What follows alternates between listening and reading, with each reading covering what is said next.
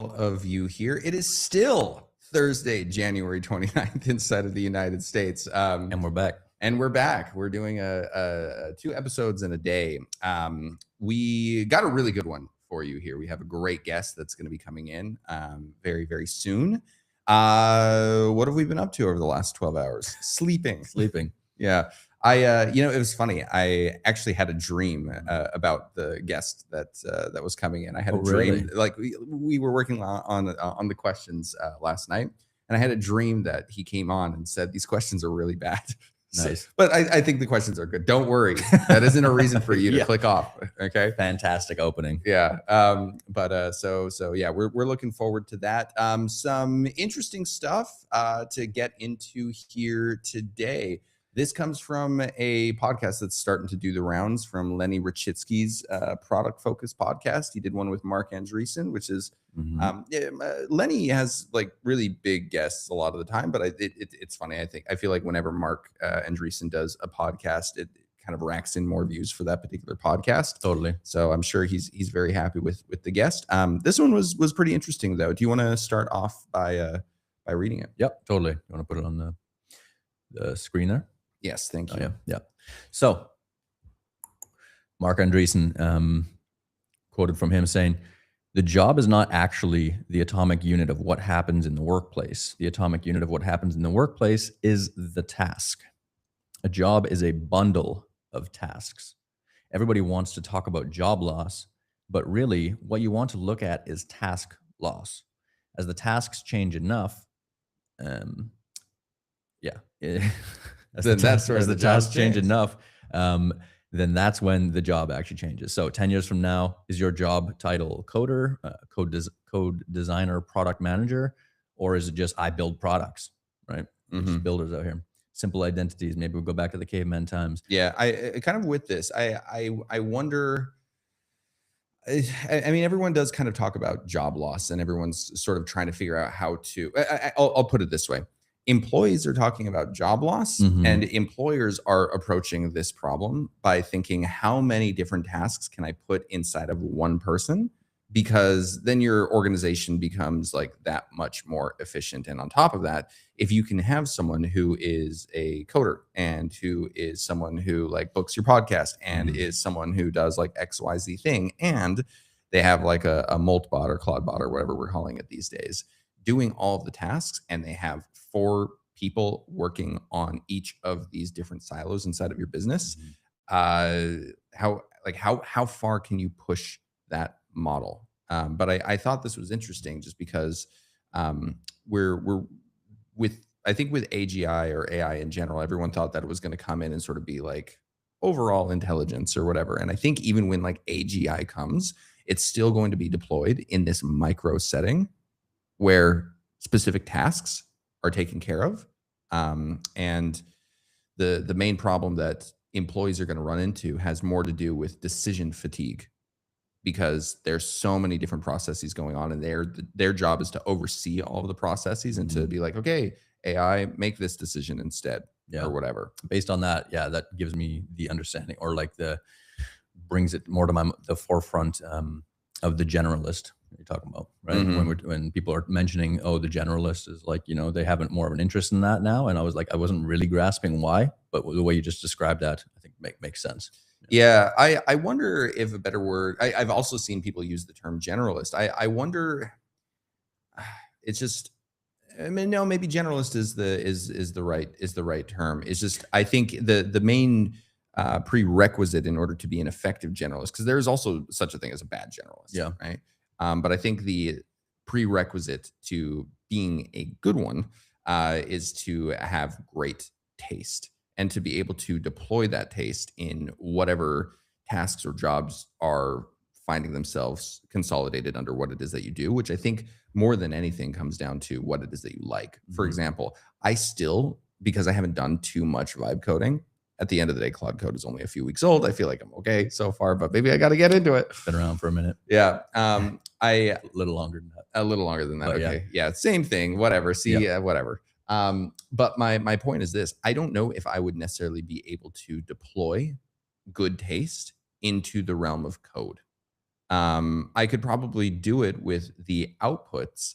And I think as a result of that, like, would I have the ability of like getting better and better because I'm just able to identify whether or not an output is good or bad? Sure. But do I like the process of vibe coding enough in order for Mhm. that to fall under my professional umbrella? I don't Mhm. know. I think there's something to be said. I mean, for the generalist side of things, even though I think there's something to be said for having at least a degree of mastery in one lane that's relevant. And then at least I feel like through that lens, it enables you to actually see the other pieces that maybe you're not as skilled in, how those tasks are executed in correlation to the one area that you actually understand well. Mhm. Yeah. Yeah. Yeah, maybe this is ultimately what sort of what's going on. It's just again, my whole view of things is in the realm of like marketing and sales. Like Hmm. that's my bread and butter. And I think there might be a future where regardless of where you are inside of your organization, you have to have a baseline understanding of these tools. It's not even maybe, like I think that's going to be the case. It's like it'll be like the new version of the internet. Like Yeah. not having competency with the internet is not acceptable. Yeah. But I do wonder if there will be, just like any other organization, and we're going to get into this with the guest later today as well. Uh, there are ideas guys, and then there are like execution guys, Mhm. right? And will it be the type of thing where a marketing department says, "Hey, we need this solution," and then like the execution or like the IT department goes and executes on it, or is the expectation going to be that the marketing exec can sort of lead the charge inside of the team internally Mhm. without depending on the IT specialists to do it. Yeah. Yeah. I mean, right now for founders, right, they're having to take both roles. They're having to take the idea guy piece for the most part, and they're having to actually do the execution as well. And then obviously, it's fantastic being able to have the AI that can augment your ability to go ahead and do that. But to have the um, the idea guy really what he when he brings his concept to be able to translate over to the guy who's just going to go execute it. Usually, I would say like these there needs to be a level of translation or like a minimum like a MVP type thing that's brought out of like this is actually what it ought to do. And I'm thinking like some of these execution related roles will probably just start to be absorbed or vacuumed up by the idea guys, unless of course it's a larger organization and you have a very nice setup of guys who are capable of executing um, exactly what the new concepts are and innovations inside of your business. Otherwise, yeah, the idea guys are going to have to start consuming more of these things and doing exactly what this is doing. You're talking about replacing tasks. It's the if you are in one of these roles right now where you're concerned um, or you have team members or employees even that are concerned of, oh, like is my job going to get replaced, then you need to kind of coach them in a sense or acknowledge to them that they have the opportunity to start finding some of the tasks that can be merged together or built out in a way that would provide a new job role for themselves to remain relevant inside of your organization.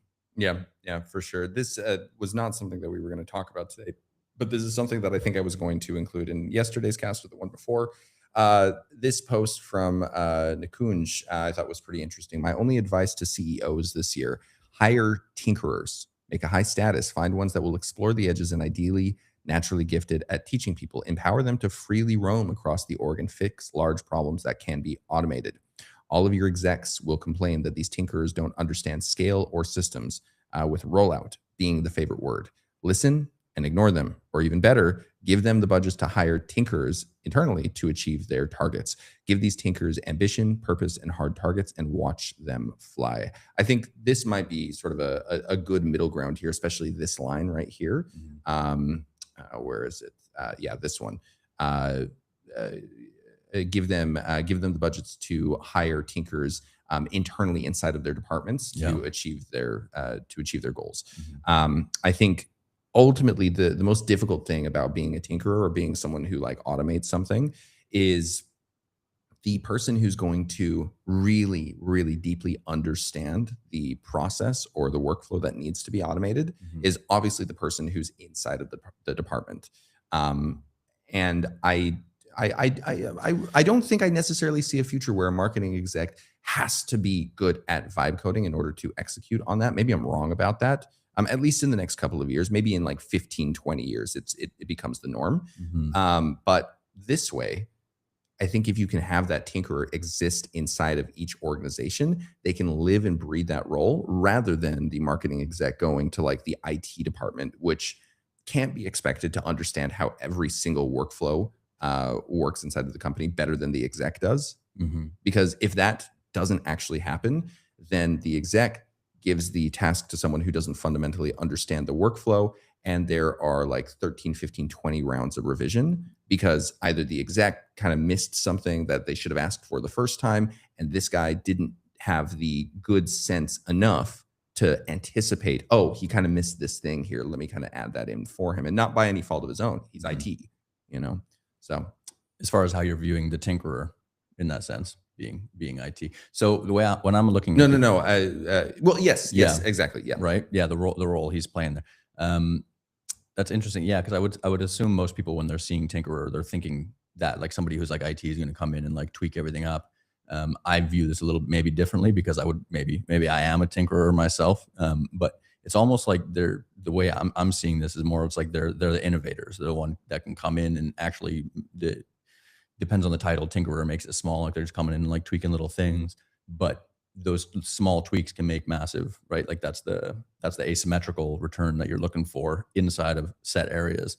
Now, again, as you're talking about, most people that would be hired on in some of these companies aren't going to have the founder type vision to be able to understand all the moving pieces and how it all orchestrates together, right? Back to the A16Z post just there, talking about being able to actually orchestrate everything. But that's going to be the new role that's like, I think is far more important, is this very specific IT guys now have the ability to, or other people as well, have the ability to augment and enhance their capability of going in and tinkering and making the small tweaks.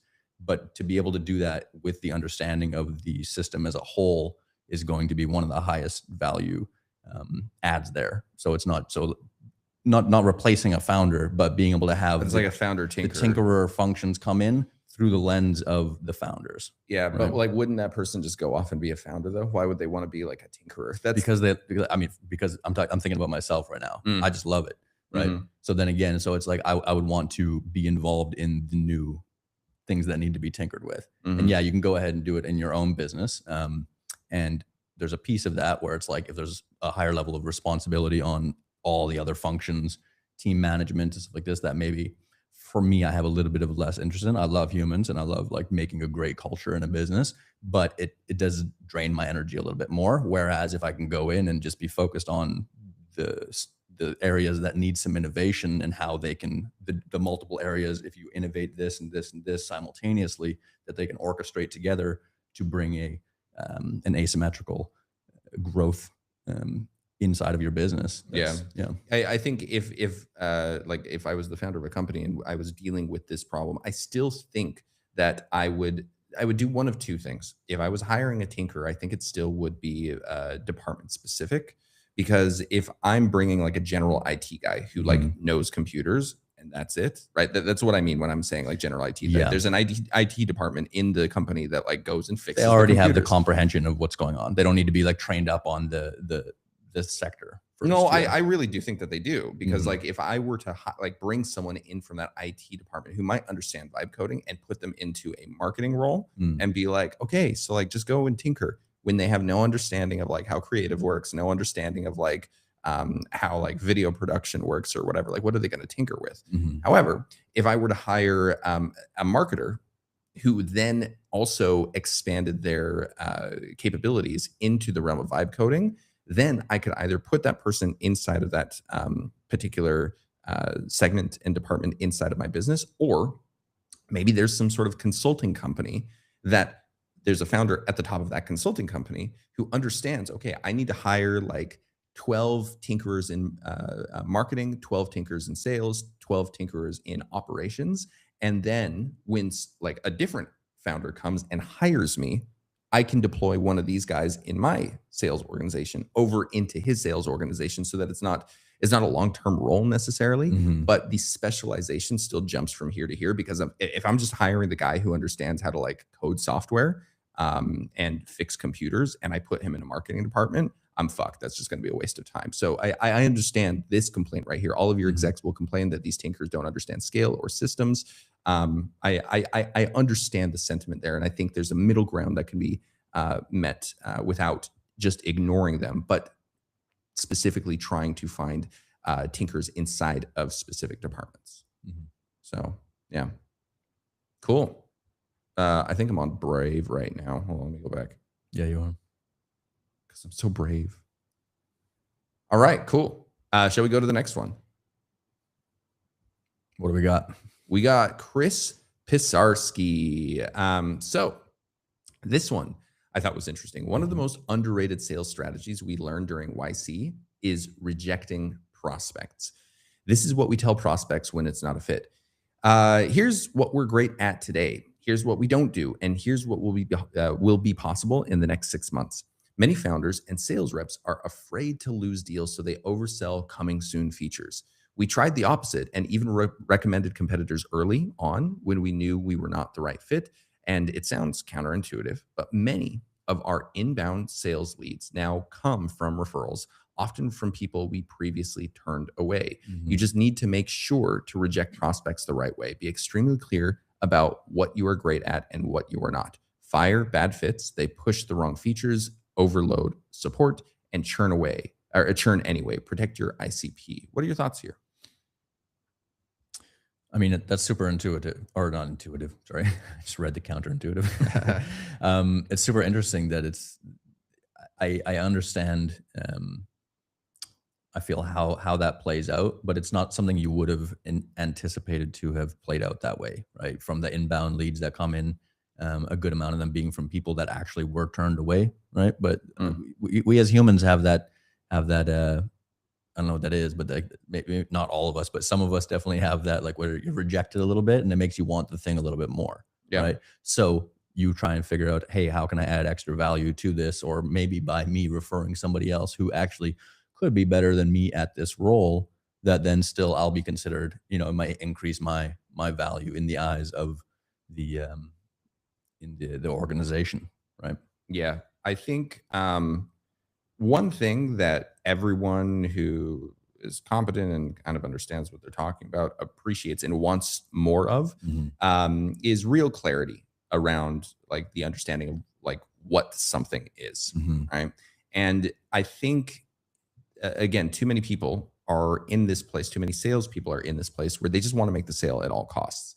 I remember when I first brought on my first high ticket sales team, and it was funny. I kind of felt like I was responsible to them, which I think I would still feel that way. Like they're there to work for me, and they're getting paid by commission. Like I'm there to kind of serve them. They're there to kind of serve me. It's sort of this circular serving relationship. But the thing there is, I think I let the sales organization dictate too much of the terms in terms of who we let in and who we didn't let in. And as a result, I did not protect my ICP. And what that resulted in was, a lot of people who were not great fits for the program. Mhm. Now, we like printed at the time, it was really, really great. But, I think the thing that I learned from that is regardless of the amount of money, the thing that really lights me up and makes me excited, not just about my work, but about my life, is when I am working with people who are actively like taking the consulting and like just doing the consulting rather than like getting stuck on very very minor things that could have been screened for on the front end Mhm. uh, and weren't because the sales organization was optimizing sales at any cost. They didn't care about the fulfillment. They Yeah. didn't care about like anything on my end. They just wanted to get paid, which again I understand that that's like a normal desire on their end.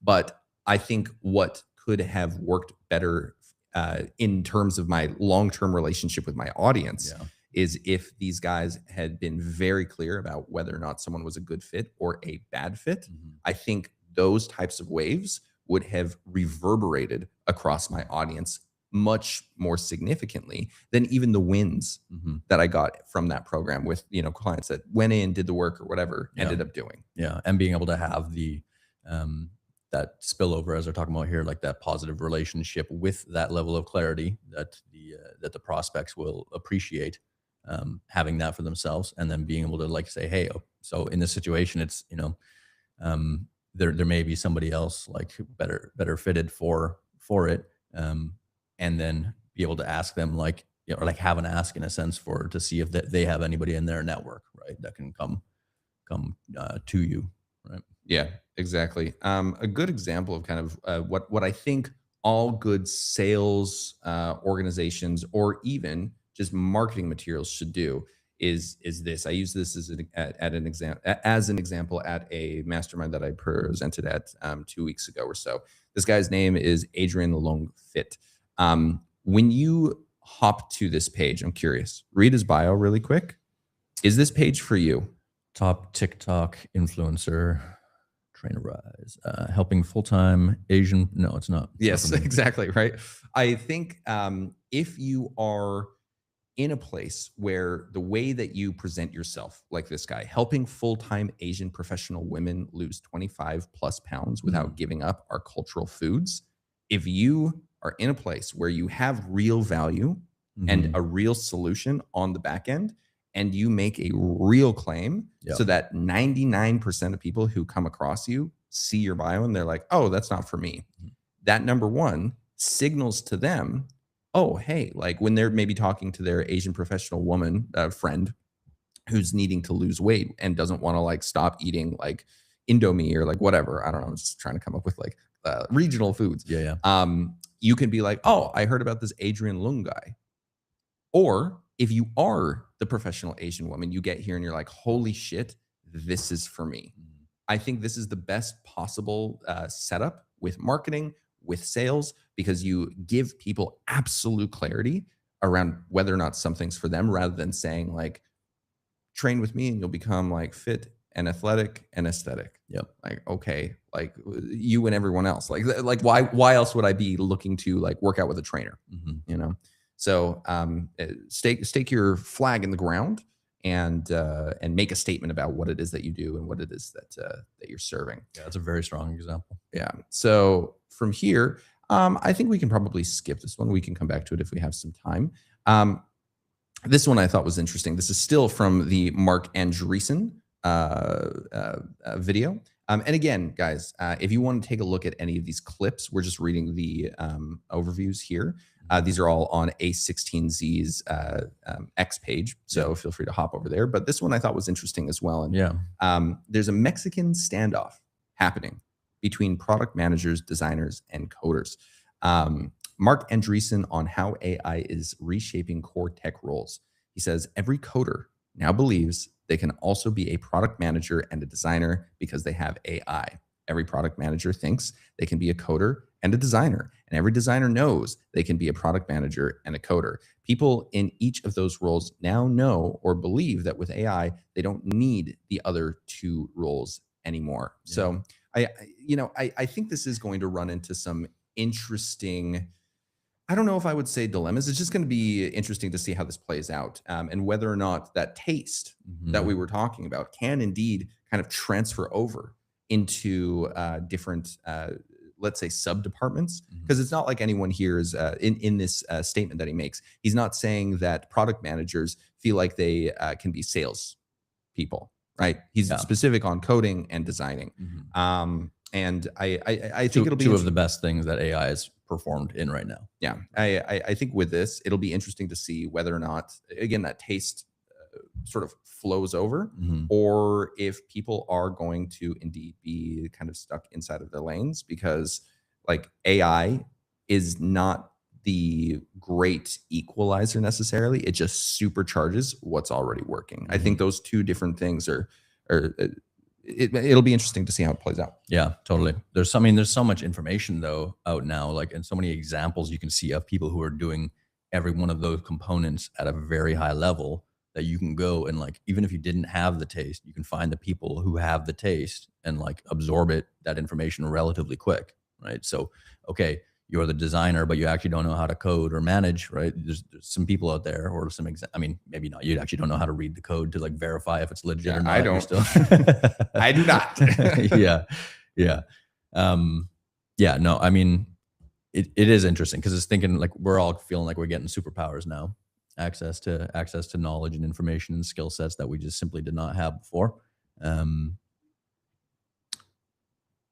but yeah, what does this do? Does this make people start to resent or like not resent, but like view their coworkers as um incompetent in some sense because Maybe. they're like, oh, I'm like I've never trained myself in this, and but like now just with these tools I can just do it, and like what is the need for you? And then it's like a collective people starting to see less value in the other humans around them because they have access to the little robot on screen that can do the work. I don't know if it's because they have access to the robot, but I do wonder if the workplace becomes a bit more of a zero sum game than it already is. Because when people understand that everyone is like supercharging what it is that they do with AI, and whoever kind of gets left behind on the employee side of things and doesn't do that ends up getting axed.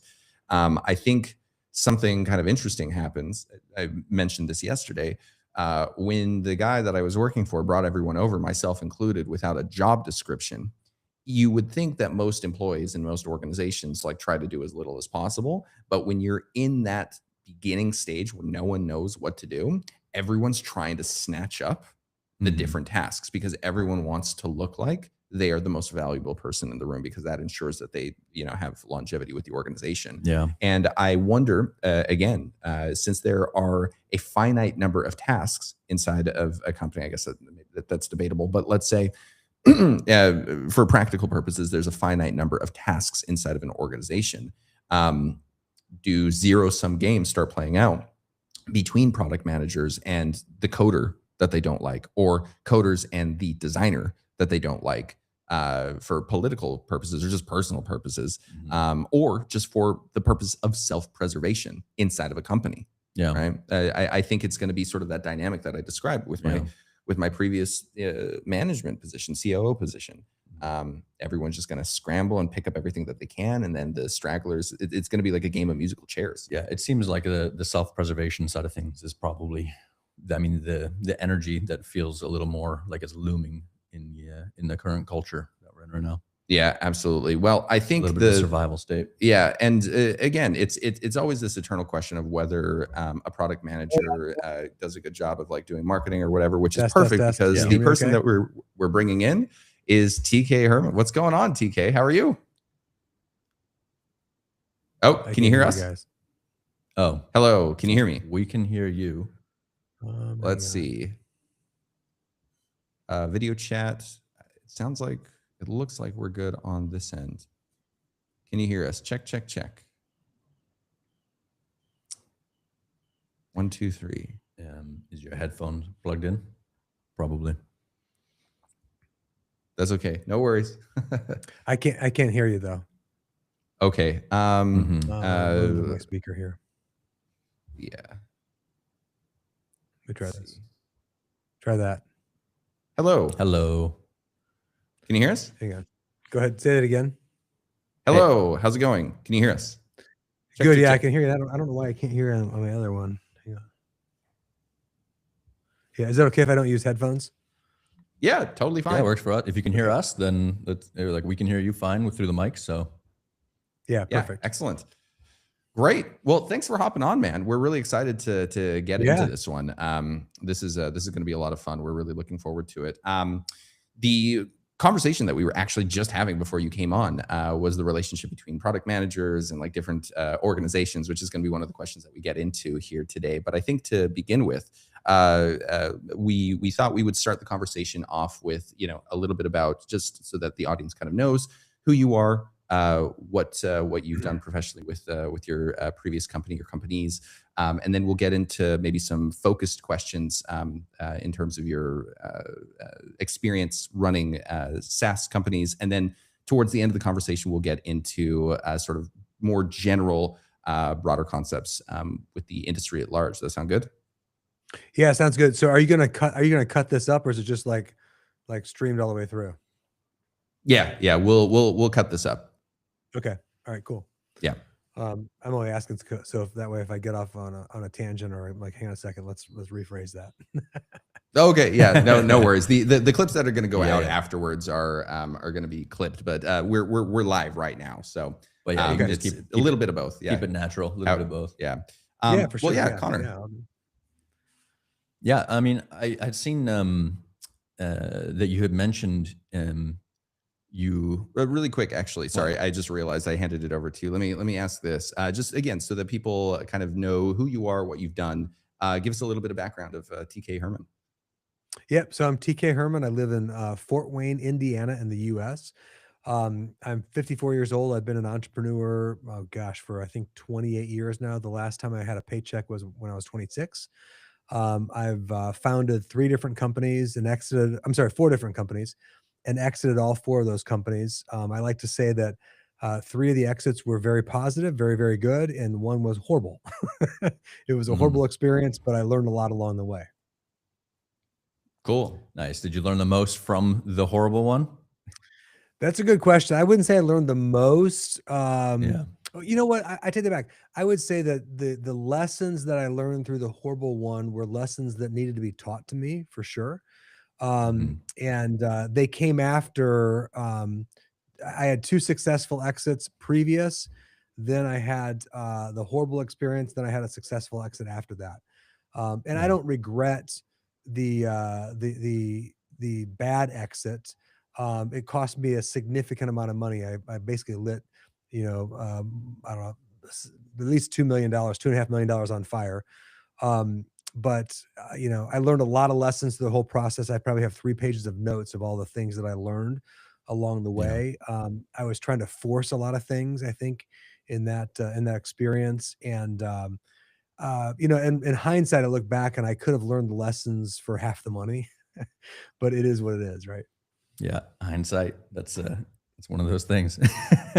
Yeah. Um, for you, I saw that one of the examples that you had, one of the acquisitions, you had mentioned that the private equity firm that came in, that they were absolutely shocked basically with the when they did their due diligence on Aptera, right? And they were shocked about Mhm. the level of like low turnover that you had, especially since you weren't giving out any financial incentives, no other Mhm. bonuses that were like it wasn't the money that was keeping people there, right?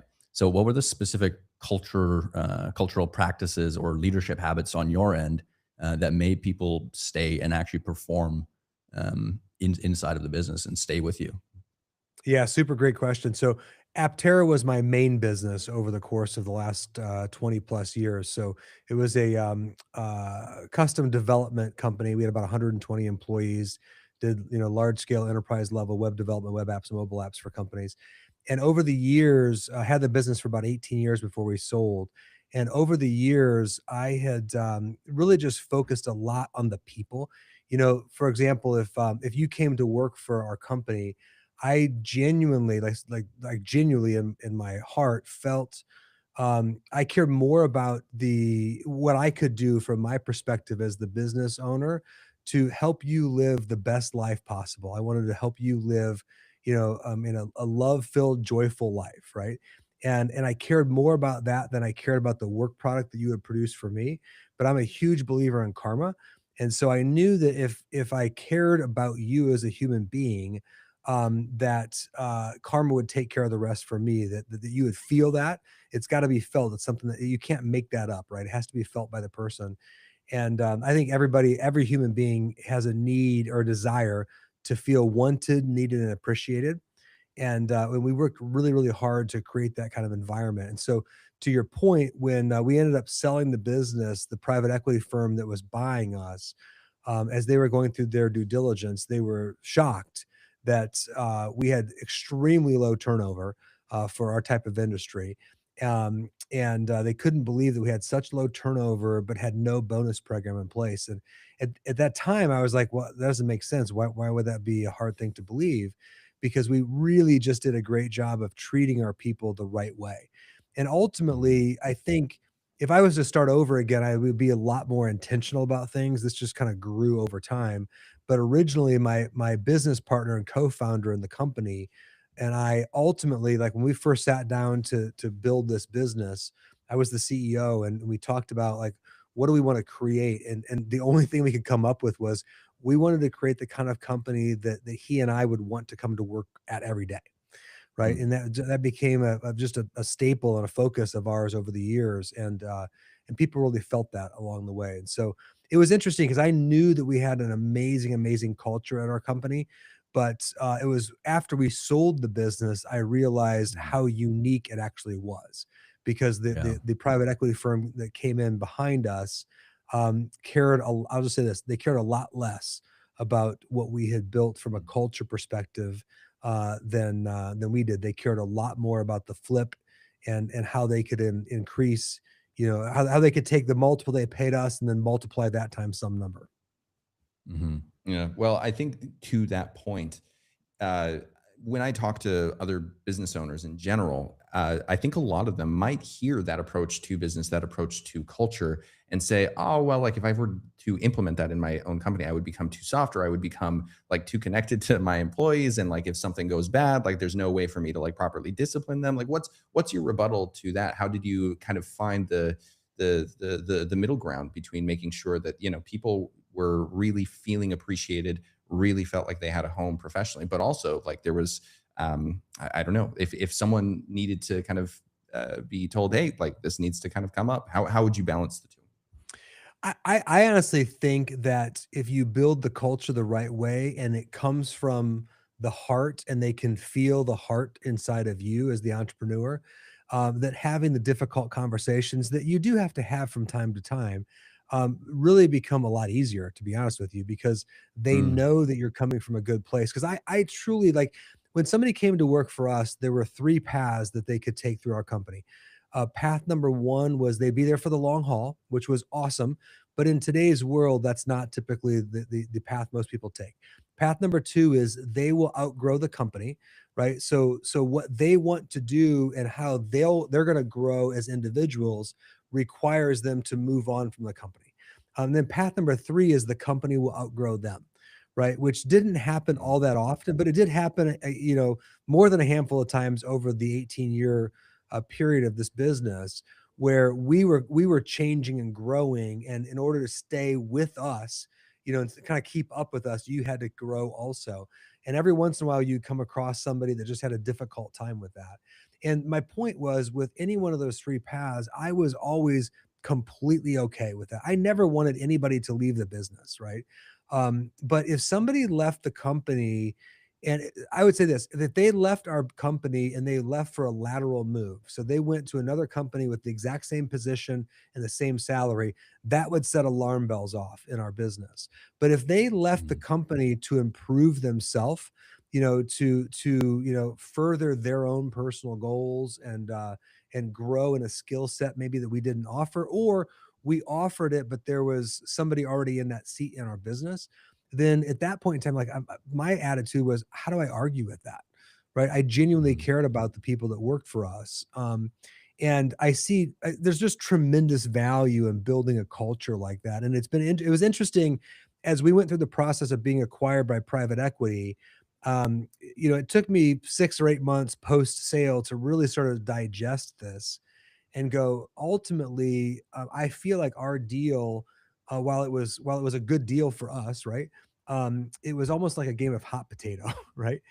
mm, And I thought to myself, wow, if I was ever in the position where I was acquiring companies, couldn't you do it in a different way, where I am actually focused on the people and providing an amazing experience with them, while always looking for ways to maximize the value in the business. And I think there is a happy medium that can be achieved there.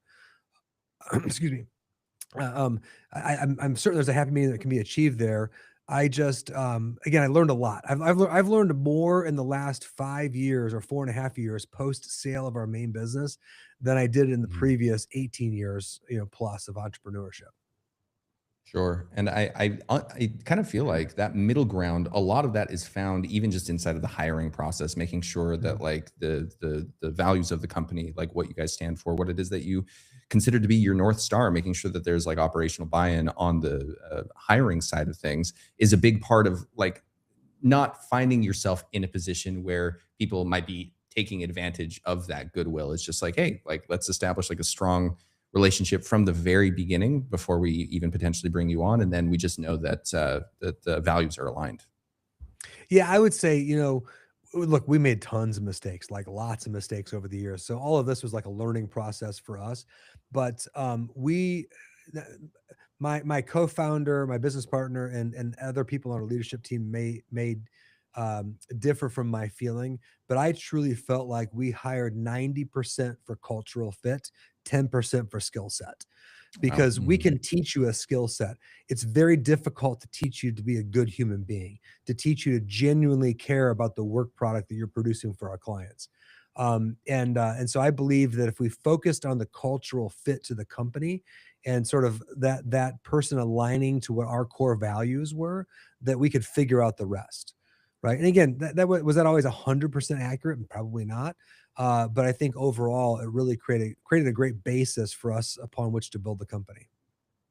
Nice. We're gonna have to take notes on that one. That's Yeah, good. totally. I love, I mean, especially in today's age where people are like, so focused on with all the AI developments and things that are coming out, that people are putting so much Yeah. emphasis and focus on that side of thing, on the technical, on the, hey, like let's perform, or like, try and keep up with all these other people that are putting out great work, but to be able to do exactly as you're saying and have the cultural piece and like be really the core, the seed of like your operations, ensure that you actually care about the humans that you're working together with, and then them playing a role in you guys collectively making the right decisions on a technical front is, yeah. Well, I'll tell you one example was when COVID came around. Mhm. We had a successful company, and I don't know, I probably got 5 or 6 different messages from employees of ours, basically volunteering, "Hey, if I need to take a pay cut, I'll take a pay cut." So we can Wow. keep things moving forward. And I was like, whoa, whoa, whoa, we're not even near that at this point. But that really spoke volumes to me, again, to the type of culture that we had created. Because I'm certainly going to sacrifice myself. And as an entrepreneur, you do that over and over and over again, during the life of the business. And that would be the last thing that I would ask our employees to do. But the fact that they would volunteer that really meant a lot to me. And I think it showed the type of business that we had built and the type of people that we surrounded ourselves with. Yeah. Wow. That speaks volumes for sure. Yeah. Great. Cool. Well, I mean, you ended up growing a company to over 100 employees, and I guess my question here is, when you grow to over 100 employees, how do you hire in a way that establishes SOPs and a chain of command without killing the agility inside of the company that probably made it successful in the first place? It's sort of like the pains of scaling, right? How do you allow yourself to continue to react to the changes inside of the market while still making sure that there's just a solid chain of command and there's proper procedure kind of throughout? How do you balance the two? Yeah, I mean, in the beginning of our company, we definitely ran things very fast and loose. And it's interesting because if I was to start over today, I could start over. We had our business for 18 years, and I could probably start over, I don't know, at year 14, right? Because a lot of this stuff we learned along the way, and sort of through the school of hard knocks. We'd try things that didn't work, we'd try something else and it worked, and we just kind of kept keeping the things that worked along the way. But I would say that, again, the core philosophy inside of us on the leadership level, and I think everything is top down in business, right? It's top down in life. I've got a family of 5 kids. My wife and I, there's 5 kids, and even in a family, that everything is top down. Everything is top down. And so, as an entrepreneur, when there's an issue in the business, when you're the business owner and you're the CEO, the only place to look is in the mirror, right? And to understand, why did this happen? Okay, what did I do? Did I not set the expectation? Did I not, hire the right person? Whatever that happens to be. But I think, again, it all stems from really understanding sort of who we were and the types of people that we wanted to hire, right? And bring on board. And I would say this, that the types of people that we hired were the kind of people that you could check up on all the day. I mean, I'm sorry, all day long. Like I would check in. I'm sorry, check in. I would check in with people all day long. Check in is, hey, how's it going? Can I help you with anything? Is there anything I can do to help you with the project? Do you have any questions? But the minute we had to check up on somebody, that changes the game a bit, because check up Mhm. on somebody means you told me you're going to have this done and it's not done. And there's like a bit of trust broken in that scenario, right? And so we Mhm. really, really worked hard to find the types of people that were super dedicated, super passionate, super loyal to the fact that they wanted to learn and grow, right, in their own right. And then we tried to do our best at pointing them in the direction we wanted to go. I mean, the more rifle approach versus shotgun, the better. And then and the big linchpin, I think, where, and this is where I think a lot of entrepreneurs have difficulty, is the linchpin to all of it is get out of their way. Right. So you just have to trust your employees, because I don't care how smart or how good you are as an entrepreneur, you only have 24 hours in the day, and there's only so much stuff that you can take on and do yourself. So the only way that you're going to grow a real company is to surround yourself with amazing people that are going to help you achieve those goals. And then, again, setting up that environment where they feel empowered, where they feel like they're trusted, where they feel like that they're appreciated, that's what's Mhm. going to help you achieve the goals that you have as an entrepreneur. And again, we had processes, procedures, we had all those kind of things in place, but it ultimately started with hiring the right type of people. And as we grew, we had a hiring manager. And again, I wish I could take credit for a lot of this stuff, but we had a whole team, that was kind of putting a lot of this stuff together. And but that hiring manager, she really knew what we stood for, and we being even me and my business partner, what we stood for and what we ultimately wanted to create here. And so she really understood that well, and would weed through applicants for positions with us, with that focus in mind of, I want to make sure that they're a culture fit first, then we'll talk about skill set. Mhm. Yeah, fabulous. To kind of change gears a little bit, because again, our ICP is primarily young VC funded tech founders, right? And I Mhm. think something that comes up is a lot of these guys end up going into businesses as co-founders, as my Connor and I have here. Mhm. And have you ever heard of the John and Julie Gottman talk about what is it? The four horsemen of like the relationship apocalypse. Have you ever come across John and Julie Gottman at all? Yeah, you'd have to remind me exactly what it was, but I've heard the concept before. It's essentially like, oh, if these four things are happening in the relationship, like something's wrong and something needs Mhm. to be addressed. I've heard you say before that all or at least most of your ventures have been with a co-founder, and I'm Yes. curious for people who might be starting their co-founder journey, what are maybe the four horsemen of the apocalypse that, like, if you see that is kind of happening in the relationship, something needs to be addressed. It doesn't need to be four, but what are some things to watch out for, I guess. That's a great question, because I have had 4 business partners, and I would say, 3 of the relationships were successful, 2 really successful, 1 was moderately successful, and 1 was horrible. And I think, for me, I would say for me, it's really about truly being able to look in the mirror, for me, and looking at and understanding what I'm good at, what I'm not good at. Right. And that's, as an entrepreneur, you feel like you need to be good at everything, but you can't possibly be good at everything. Right. And so, really, really digging deep, doing the personal development work to understand, again, what are you good at? What are you not good at? And then making sure your co founder complements that. There's a really good book that I read a long time ago by Gino Wickman called Rocket Fuel. And it talks about, in a business, you need a visionary and you need an implementer or an integrator. Right. And it was interesting in my primary business. I was 100% the visionary, and my business partner was 100% the integrator. Um, and I look at his job, and I could do those tasks, but they were mind numbing to me. Like it was square peg round hole. It was very stressful. It causes me stress when I try to do like the implementer or the integrator role. But the visionary comes naturally to me, and I think where I learned some tough lessons along the way too, I could go down a whole rabbit hole on this, where I found myself at a point in my business where I was actually basically using my business partner's yardstick by which he measures his value and contribution to the business. I was grabbing his yardstick and measuring myself, right? And then I wouldn't measure up. But the truth was, it took me a while to figure out that, wait, we have very, very different talents. We have very, very different gifts that we bring to the table. And both of, all those gifts are vitally important for the business to be successful. I look at, again, that software company, and I firmly believe if we had two of me in the business as partners, it would have been a total disaster. If it was two of him, it wouldn't have worked either, right? It took the combination of the two of us. And as I look back on my business partnership relationships in the past, I see a similar pattern, in that regard. And so I've always been, well, for three of the companies, I was 50-50 partners.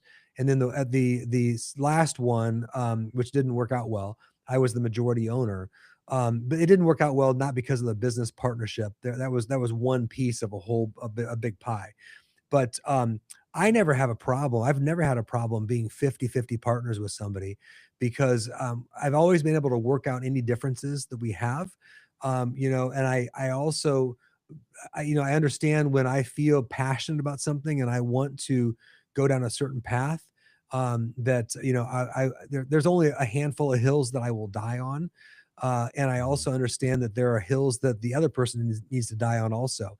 And so, I've never been able to not resolve a conflict, that I've had with a business partner. And they certainly have come up. I mean, a business partnership's like a marriage, right? There's going to be, differences of opinions from time to time. But I personally have never had a problem with that at all. I've always liked being in a business partnership, because you feel like you're in it with somebody, right? Because entrepreneurship is super hard. And it's very nice knowing that there's somebody else that's sort of attached at the same level that you are. So, if the proverbial shit hits the fan, that you're not alone, right? As Yeah. opposed to if you were a solopreneur. I'm not saying that's a bad path to go down. I've never done it that way. And I think it would be, Mhm. for me, it would be extra hard, because I like knowing that I'm in it with somebody else. Yeah. Yeah. Yeah. So you're talking about the visionary and the operator. I mean, people nowadays are calling him a little bit like the idea guy, I guess, and the executor, but exact same thing, like Yeah. needing to have those just different values, skill sets, operating systems. So as you mentioned, you haven't done something where you've ran on your own, where you've been your own, like a solo founder, right? Which is, fantastic. But if you were to consult somebody who is right now working as a solo founder, what would you see as, like, if there's somebody like you in the example, like they're more like the visionary, right? But they're the non-technical founder. How would you maybe advise them to solve for their lack of skill set in that Yeah, and side? I don't think that you don't have to have a business partner, say a 50-50 partner, that is that complement to you, but you need that complement to you, right? So they don't have to have Hmm. ownership in the business, and you can hire that for sure. You Hmm. can bring somebody on board, that has that complementary skill set. I think the biggest thing that I would advise somebody that is starting a business is, again, being willing to look in the mirror and be honest with yourself and really understand what you're good at, what you're not good at, what things you want to do and what things that you don't want to do, what things that energize you and what things that drain you. And then find somebody, either a partner or an employee, or employees, could be more than one, that you can bring into the fold, that complement all your weaknesses, right? So that you can spend all of your time focused on the things that you are really, really good at. And you've got somebody Hmm. else that can carry the other parts. So, like, for example, for me, I'm really good at strategically thinking and big picture thinking, and hey, what if we try this? What if we do this? I am terrible at getting the ball across the goal line when I'm 5 yards away, right? To use a football metaphor. And Hmm. I can help get the ball to the 5 or 10 yard line, but to get it across the goal line, can I do it? Yes. Is it stressful for me? Yes. Do I start to lose interest at that point? Yes. Right. Because I self-diagnosed myself with ADD a long time ago. So it's really, really helpful for me to have somebody that's sitting next to me that can help me formulate the ideas that constantly swirl in my head, that can tell me when, that's willing to give me the kind of feedback too, that's like, that's a stupid idea, dude, like, what are you thinking?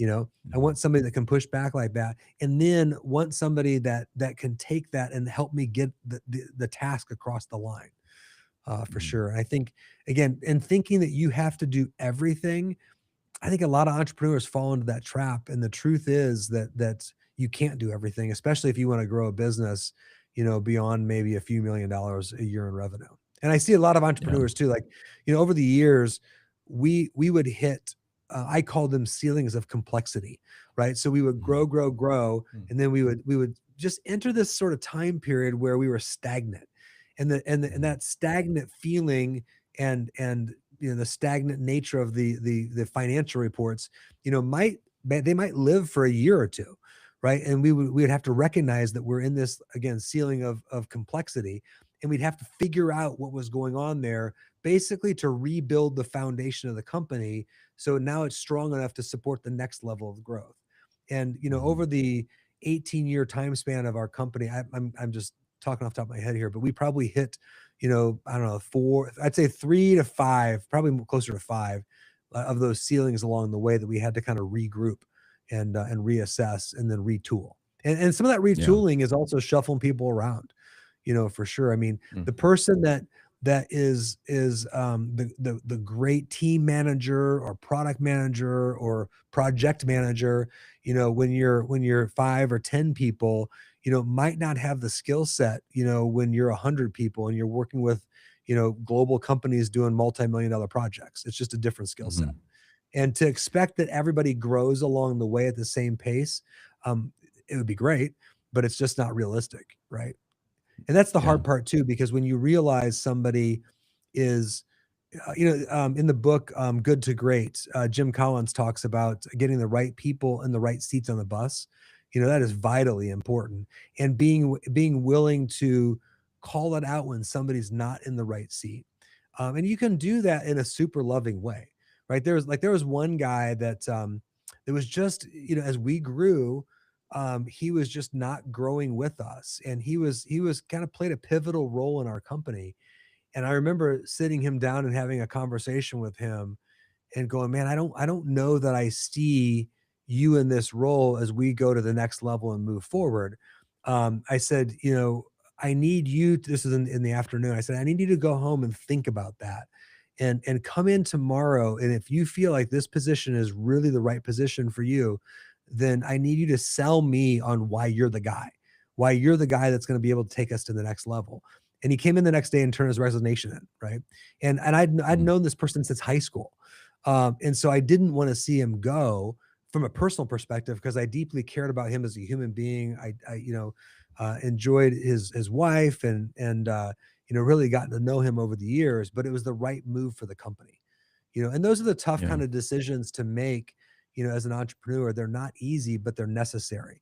And they're necessary too, because you have a whole bunch of other people in the company that are relying on you, as the entrepreneur and the CEO, to make those tough decisions, right? Because I could have Mhm. made the decision that we'll just keep him in his spot, but he's not the Yeah. guy, right? And Yeah. if we kept him in the spot, I'm doing a disservice to everybody else. Mhm. So regarding the making decisions, as you're talking about, for your business, you had, or one of them at least, you had a consulting side and you had the software side, right? And in that, with what was the process that you would use for determining which features to actually ship inside of that business, inside of the maybe more so the software side of things? Is there like a point that you can get to where you're listening a little bit too much to customers, or you just want to like when it comes to the actual roadmap of the progressions or evolution of how the software develops? I would say this, that we had gotten to the point where we were very, very good at putting ourselves on the same side of the table next to the client and building Hmm. just a trusted partnership with them. So we had gotten to the point with our clients where we weren't just a vendor to them. We were somebody that really would ingrain ourselves um and get to know the company and really understand what the motives were, not just for the company, but for the person that's signing off on the project, right?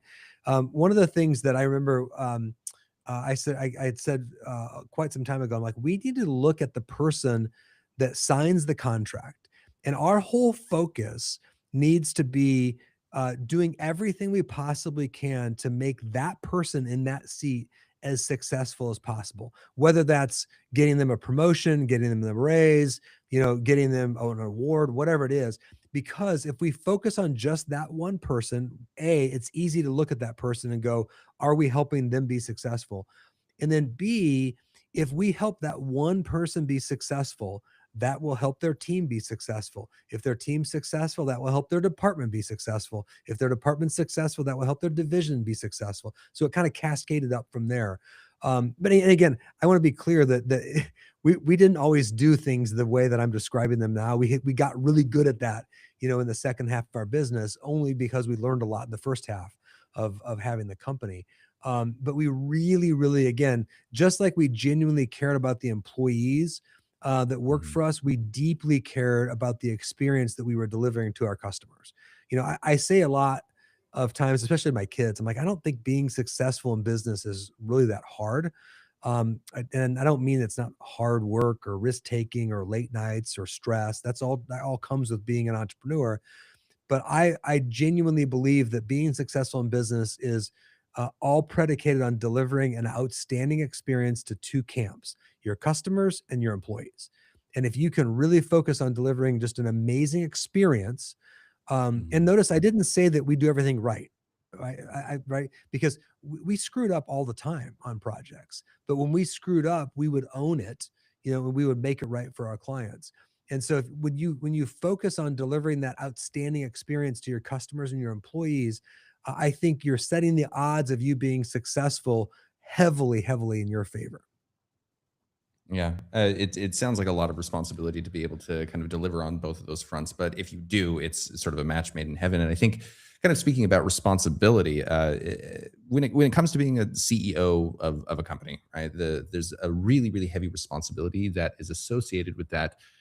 When it comes to capital allocation, like what do you actually Mhm. do with the profits that are coming in? And again, the guys that we're reaching are getting to a place where they may have started out with VC funding, but they're at a place where they're having the profits come in and they're trying to figure out, okay, do we invest this more into what we're doing in order to scale fast? Is this a good opportunity to keep some cash on hand? Is this a good time to do a buyback? Like I think the question that I have for you is, with your history, with any of the projects that you've been a part of, have there ever been some kind of interesting or puzzling situations of what to do with profits, how to allocate that capital? And if so, how did you end up solving that situation? Yeah, that's a really good question. And I think my experience and my background is different than somebody that comes into um, a company that's initially funded via like private equity or VCs, right? Mhm. Because we bootstrapped our business. And the difference is when you're bootstrapping it, um, I mean, first off, I spent, oh gosh, out of 18 years, it probably wasn't until year 14 where I actually felt comfortable taking like some real money out of the business, right? It was just reinvest, reinvest, reinvest. And to the point where I mean, my whole net worth was tied up in this company. And if it didn't go well, like it's a problem. I've spent a long time working on this, right? Whereas I think if you're so when you approach building a company that way, it's just very different, than somebody writing you a check. Now, I'll tell you this. So when we sold our consulting business, we spun a SaaS business out of that company. There's a whole story behind that, but we had been building, we spent, I don't know, 3 million bucks or so developing the SaaS product, and we were just getting ready to market it when the sale opportunity, the consulting business came up. So that was part of the deal that I negotiated was we got to keep the SaaS business and then pick 5 people to go with us. Um, and when we spun that SaaS business out, my business partner and I each, put $500,000, put $1 million total in to fund it for the first year, and said, okay, hey, if this goes well, then we're going to go out and raise some money. Which is it went well, and we went out and raised some money. But it's interesting too because one thing that I've learned is as I watched that SaaS business kind of unfold, and we just exited that about 6 or 8 months ago. But as I watched that unfold, we actually treated that investor money the exact same way that we treated our own money. And that was, we were very, very good stewards, very good stewards. Actually, I would say this, to the detriment of the business, right? Because how you grow a consultancy, and the purpose behind growing a consultancy is very different than growing a SaaS business, right? In a SaaS business, it's all about top line revenue, grow, grow, grow, grow, grow. And if you operate in the negative, for a long period of time, it's not a bad thing as long as you're growing top line revenue. Well, that doesn't work in a consultancy, right? Especially when you're bootstrapping it. Like if you don't have profits, like it's not going to take long for you to go out of business. And so what I Mhm. realized, it was a few years in that we were running the SaaS business sort of on autopilot, the way that we ran the consultancy, which was ultimately, in my opinion, not the right way. Right. We need to be focused more on less about the cash burn and more about the how do we grow the top line revenue? How do we get more customers in the door? And know with the knowing that as long as we're growing, we can go raise some more money. So I do think that I don't know which one's right and which one's wrong, right? I just have my own Mhm. experience. You know, in hindsight in the SaaS business, I wish I would have thought about that earlier in the game, right? Yeah. Because we had a great exit. We got acquired by a strategic buyer. It was very accretive. It's like a 1+1 = 4 scenario. But I do think that we could have grown the business more rapidly had we not used that same approach that we had when we bootstrapped the Mhm. business, if that makes sense. Yeah, yeah. So in that front end, like with the multiple exits you've had, how has your own approach, I guess, for how you're looking at things now moving forward, maybe in angel investing, or with you getting into Bitcoin or whatever else it might be, how has that evolved, right? Like it changed over time, from when you first, maybe even from your first exit that you had compared to where you're at right now, if you have like a new lens that you're looking at your investments through. Oh man, that's a great question, and it's probably too long of an answer for what we're doing here. But Yeah. I will say this: I have learned more. So it's been 4.5 years. We're coming up on 5 years from our exit from my main business. That was the biggest one. And I have learned more in the last 4.5 years than I did in the previous 25 years of entrepreneurship, without a doubt, without a Mhm. doubt. One of the things I've always been a big, big fan of, putting myself in rooms where I'm the low man in the totem pole. Okay, so I ended up, and I've always been in, like, I call them like fee-based peer groups, like peer groups that you pay to be a part of. And so I Mhm. joined one back in 2021 with it's called Tiger 21. And I joined this group with some extremely, extremely successful people. And man, that was like I'm going on my 5th year now in this group, and I feel like I've gotten a master's degree because there's two things out of this group that I've taken away. Number one is watching these people that are so significantly more successful monetarily than me, but also noticing that I don't think that they're any smarter than me. Right? There are people in the room that know a lot more about hedge funds, or a lot more about self storage, or it doesn't matter what the business is, than I do. But I also look at it and go, well, I know how to fly a helicopter and nobody else does. So does that make me smarter than them or them smarter than me? No, it's all relative, right? Um, Mhm. but what I realized as I watched these people, these guys, and I learned more about their businesses, they just thought on a different level. Like like the plane in which they were thinking was far above mine, right? So they just thought bigger, and they thought in a way that I didn't even know you could think. Like that just wasn't even it wasn't even something that I realized it existed. And so that's really, really opened my eyes up. The other takeaway too that I think is honestly the most important is, while I'm the smallest guy in terms of like a net worth and success in my group, I've invested heavily in my own personal growth, coaches, courses. I mean, I've done all kinds of crazy things. And I'm a very different person today on the inside than I was, say, 15 years ago. And while I'm the poorest person in my group, I feel like I'm the richest on the inside, right? And that, Mhm. to me, it's really brought to light. That's the important stuff on my end. And I'm very, very proud of that. for sure. I mean, again, these are all super good guys, so don't get me wrong. They're amazing people. I love being in this group. But I've just learned so much. And so when it comes to an investing perspective on my own, man, I'm still learning today, for sure. Because I look back again on this business that I started in 2024 that was just a disaster that I lost 2.3 million, 2.5 million on. And that's an interesting story too, because I was in deep, and I woke up one morning in early September of 24, and I'm laying in bed and I'm like, I'm done. I just can't do this anymore. Like I was stressed to the max, thought I was going to have a heart attack on probably 3 or 4 occasions. And I'm like, if I have a heart attack, like none of this is worth it. And again, that's a Mhm. significant amount of money. And I sat there, my wife's still asleep, and I thought, you know what? I'm pulling the ripcord. I am done. And then as I thought about it over the next, 30 minutes or so, I thought to myself, you know what? I think it takes even more guts, because I could have kept going in the business, right? I could have kept investing money in it. But I think it takes more guts to be willing to pull the ripcord, on when you're in that deep, than it is to keep Mhm. going. And so, that's certainly a basis of my investing thesis today, because I was I felt like I had to get something going. I felt like I needed to do the next thing. And I forced something that I think in hindsight I knew in my gut was the wrong thing to do. But Yeah. it sounded cool and it sounded fun. And I was gonna figure out how to make it happen, right? So that's a kind of a long-winded way to answer your question. But Mhm. I would say today I'm very, um, I don't know, cautious is probably not the right word, because I'm naturally sort of a risk taker, and I put quotes Mhm. around that because um, I would say that I take calculated risks, whether it's flying a helicopter or riding a dirt bike or whatever. Mhm. But I'm not going to take a risk if I think I'm going to come out of the losing end of it. Yeah. But I think through things in a lot deeper and a much different way than I did when I first got the payout.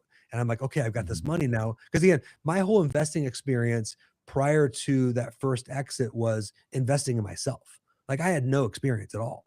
And so I'm just like Mhm. throwing money around, right? And so I've Mhm. got, I mean, I've got investments that if I could just get 25% of the money back right now, I would be happy with. Yeah. Okay, cool. And I would never make those. I would never make those kind of decisions today. So, I've burned a lot outside of that business. I burned a lot of other money too, making Mhm. poor decisions. But I've also learned a tremendous amount. Yeah. Yeah. Nice. Well, DK, this interview could go on for another 2 hours. It's like endlessly fascinating.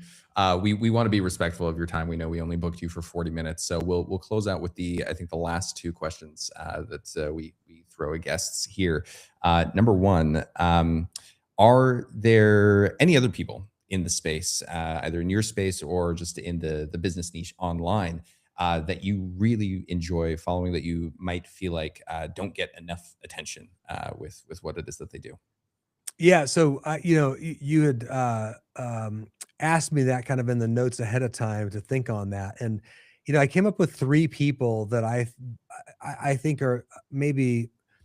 Well, if I say that, if they hear this, I don't want them to think I think they're obscure, right? But they're not known entities, like I mean, a big name influencer or whatnot. But um, John Warlow, who wrote a book called Built to Sell, um, Hmm. he has a podcast that's on YouTube. It's the Built to Sell. It's Built to Sell Radio or Built to Sell podcast. I think it's just fantastic. I really, really enjoy that. He brings on entrepreneurs that have exited their business, and he talks to them about just things like this, like we're talking about here. It's really, really good conversation. And then that book is really, really good. I would highly recommend that to anybody.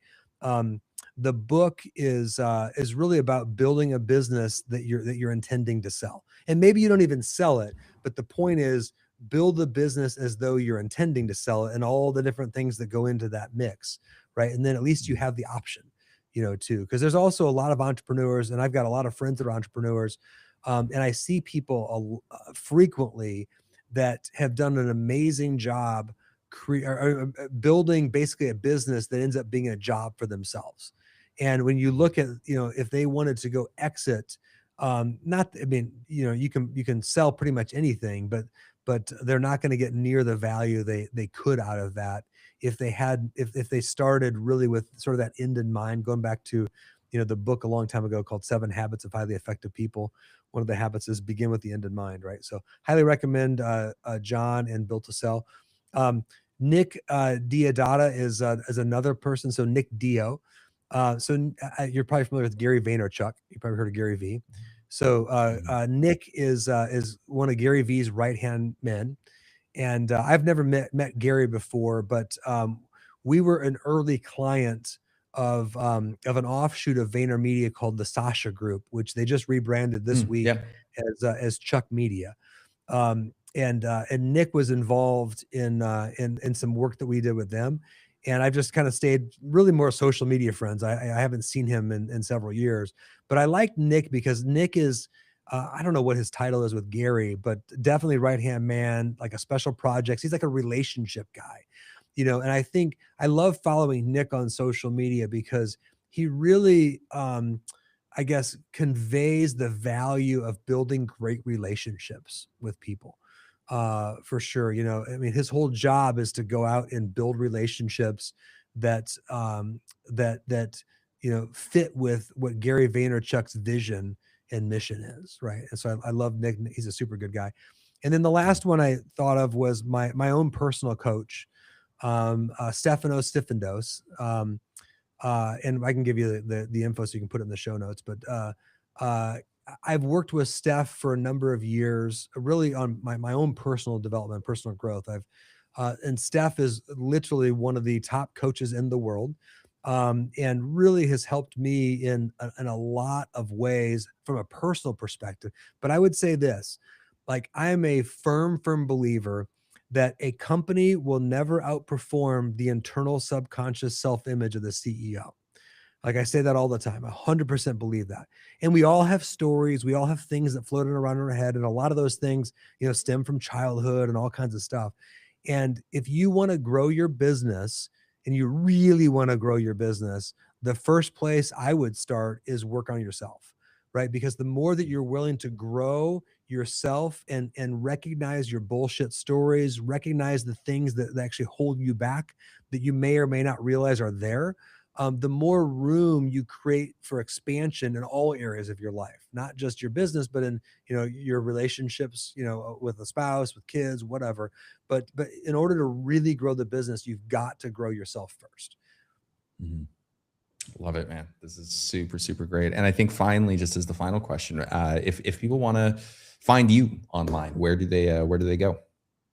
Yeah, probably the easiest place would be LinkedIn. LinkedIn, or I actually am less and less on Facebook and Instagram, probably inspired by you a little bit, Jesse.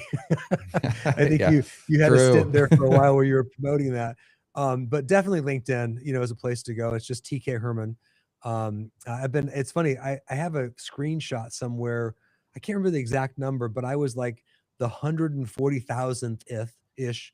I was in the first 150,000 users on LinkedIn when I signed up. Oh, wow. Originally. At one point in time, I got an email on that. So I screenshot that. That was kind of cool. But that's nice. An easy place if somebody wants to reach out on LinkedIn. I'm always happy to connect with people. I am the first person to say, look, I don't have all the answers in the world at all. And it's funny because I run a peer-based business group of my own that I put together, and I've got a lot of young entrepreneurs in that group. I try to target my ideal client profile in the group is like 35 to 45 year old, because I feel like, I'm 54, and again, I don't have all the answers, but I've learned, a lot over the years, not only in business, but all of our kids are adults. So I've lived a lot of life through, kids as well. And I just like having conversations with people that want to grow professionally, want to grow personally. And so reach out via LinkedIn. I'll probably send you either my WhatsApp or my cell phone number. We can just text and hop on a Zoom, and I'm happy to really chat with anybody.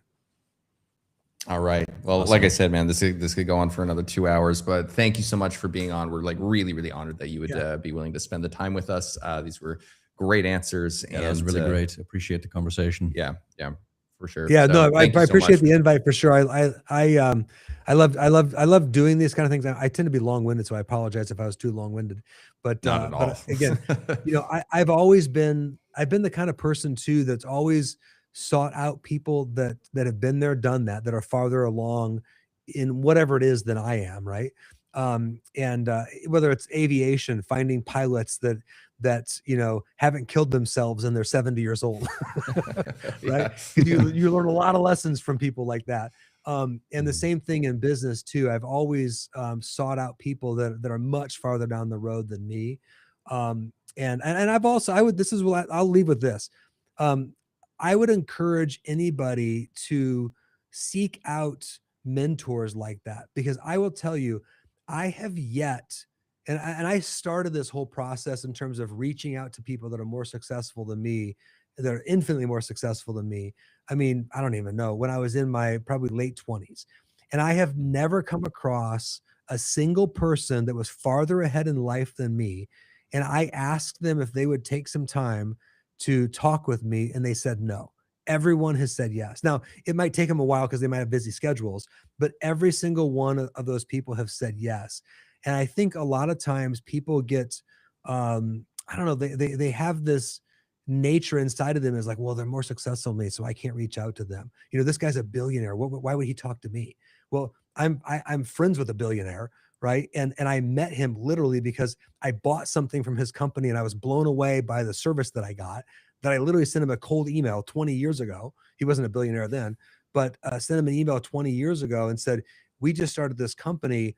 My experience that I had with your business is exactly what we want to create here. Would you have lunch with me?" And he's like, "Sure." And I've been friends with him for 20 years, Cool. and he's Mhm. and it's again, there's dozens of relationships in my life that are just like that because I was willing to ask. Love it, man. All right, that's a great place to end it with. Thank you so much, man. I really, really cannot properly communicate how appreciative we are. So thank you so much for such thoughtful answers, and we'd love to have you back on sometime in the future when we Yeah. maybe want to get a little bit deeper into maybe the state of SaaS and coding overall, because there's some pretty exciting changes happening on that front as well. Yeah, for sure. Yeah, I definitely appreciate the opportunity, guys. Again, I can't emphasize that enough. Definitely appreciate you thinking of me, especially for an early guest of your show. So I appreciate that very much. Fabulous. All right, TK. Well, we know it's nighttime your time, so we'll let you go. Thanks so much, and we'll stay in touch. Sounds good. Take care. We'll see you. All right, Take see care. you. Bye. Are we off now?